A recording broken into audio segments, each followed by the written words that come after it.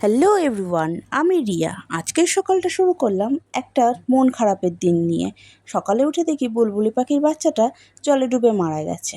আর কি করব বলো, মনটা খারাপ হয়ে থাকলে তো হবে না, আমার কাজ আমাকে শুরু করতে হবে। তাই ছেলে ঘুম থেকে উঠে গেল, ছেলে ব্রাশ করছে দেখো।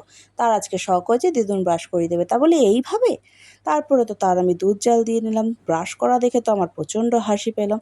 আজকে বাবুর আবার দুধ খেতে মুড চাইছে না, তাই সে দুধ নিয়ে মুখ ভেটকে দাঁড়িয়ে রয়েছে। কিন্তু সে নিজের টিফিনটা ঠিক গুছিয়ে নেয়। তার এটা গোছাতে খুবই ভালো লাগে। আর লজেন ছাড়া সে বাবু স্কুলে যেতে চায় না, তাই তাড়াতাড়ি সে ফ্রিজ থেকে বার করে একটা লজেন নিয়ে নিল। কিন্তু তাকে ড্রেস পরানো যে কতটা ডিফিকাল্ট সেটা আমি ছাড়া আর কেউ বোঝে না। না প্যান্টের বেল্ট ঠিক মতো আটকাতে দেবে, না টায়ের বোতাম ঠিক মতো আটকাতে দেবে। মাথা তো তার একটুও আঁচড়াতেই ইচ্ছে করে না। ঘেঁটি মুটকে এরম বসে রয়েছে, মাথা আঁচড়ে দিচ্ছি বলে, দেখেছো? এবার তাকে রেডি করে যেই বাইরে পাঠিয়েছি, দিদুন আর দাদায়ের সাথে তার বদমাইশি শুরু হয়ে গেছে। টানা হেঁচড়া। এদিকে মা পাখি দেখো তার বাচ্চাটাকে খুঁজে বেড়াচ্ছে। তাই মা পাখিটার জন্য প্রার্থনা করা ছাড়া আমাদের আর কোনো উপায় নেই।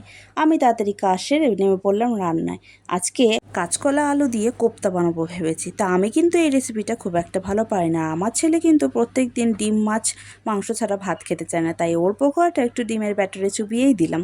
তা রান্না শেষ হয়ে গেছে, এবার খেতে বসে পড়েছি। এবার আমি যেহেতু প্রত্যেক দিন খেতে বসে ভিডিও করি, তাই আমার ছেলে বলছে আজকে ভিডিও সেও করবে। তাই আজকের মতো এইটুকু। ওকে, টাটা, বাই বাই।